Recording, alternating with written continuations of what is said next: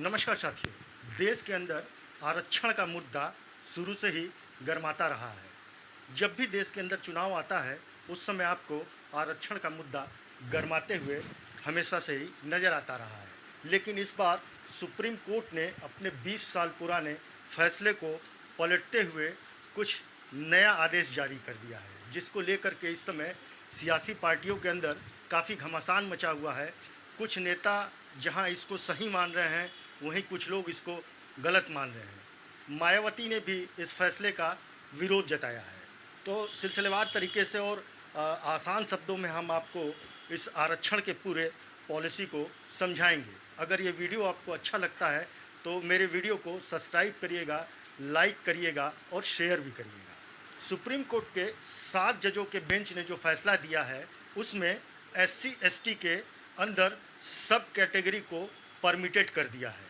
यानी आप ये समझिए कि अब देश में जो राज्यों की राजनीति है इस पे इस सब कैटेगरी का आरक्षण में सब कैटेगरी का काफ़ी असर पड़ने वाला है।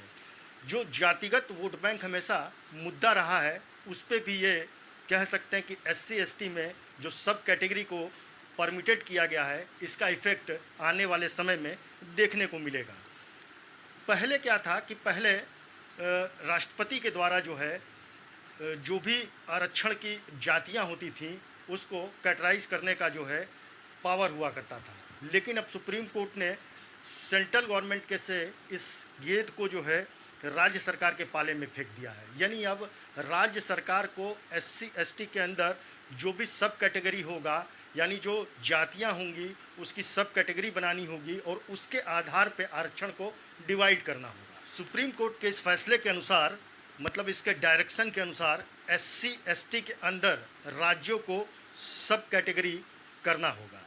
उदाहरण के लिए समझिए कि SC को 17% और ST को अगर 12% मिलता रहा हो, लेकिन अब इसके अंतर्गत जो भी जातियां आती हैं वो सब कैटेगरी के अंदर जो है अब राज्य सरकारों को डिसाइड करना होगा कि किन जातियों को कितना आरक्षण देना है।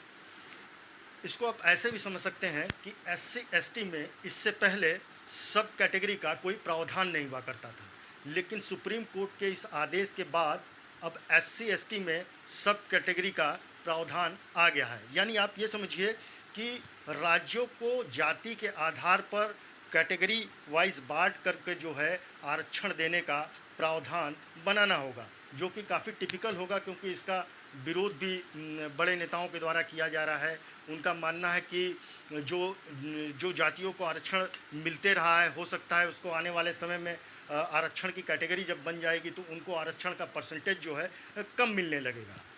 साथ में राज्यों को ये जो सब कैटेगरी बनेगी SC/ST में उसका पूरा पुख्ता प्रमाण देना होगा। साथ में जातियों का डेटा भी कलेक्ट करना होगा कि किस आधार पे आप किस जाति को जो है आरक्षण देने जा रहे हैं।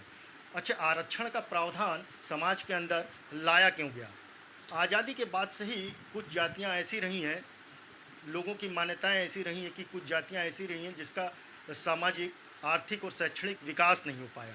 तो इसी विकास की समानता को लाने के लिए जो है आरक्षण का प्रावधान देश के अंदर लाया गया कि जो भी पिछड़ी अनुसूचित जातियां रही हैं जिनका विकास सही पैमाने पे नहीं हो पाया है, उनका विकास आर्थिक हो, राजनीतिक हो या शैक्षणिक हो, तो इन सारे विकासों को एक पैमाने पे लाने के लिए आरक्षण का प्रावधान जो है देश के अंदर लाया गया।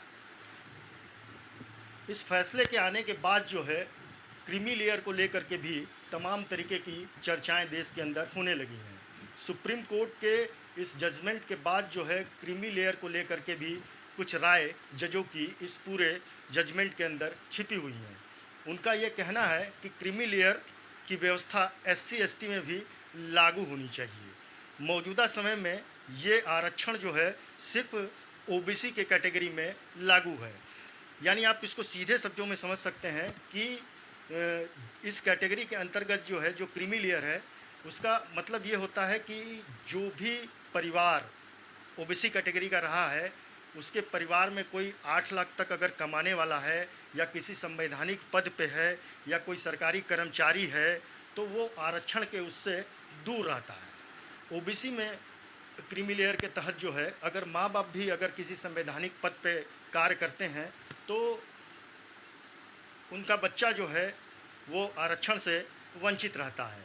तो जजों का ये एक राय दिया गया है इस जजमेंट में कि एससी एसटी में भी क्रीमी लेयर प्रावधान को जो है लागू किया जाए।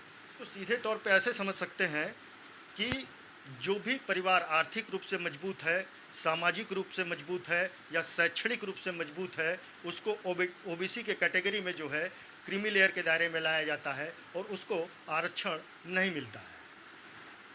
सुप्रीम कोर्ट के जजों के द्वारा जो राय दिया गया है, उनका मकसद ये है कि एससी एसटी में जो जातियां काफ़ी पिछड़ी हुई हैं या इन जातियों में भी कई ऐसी जातियां हैं जिनका शैक्षणिक, आर्थिक और ये कह सकते हैं कि सामाजिक विकास हो चुका है, तो उनको क्रीमी लेयर के दायरे में ला करके जो है दूसरी जो जातियां पिछड़ी हुई हैं उनको इसका लाभ दिया जा सकता है।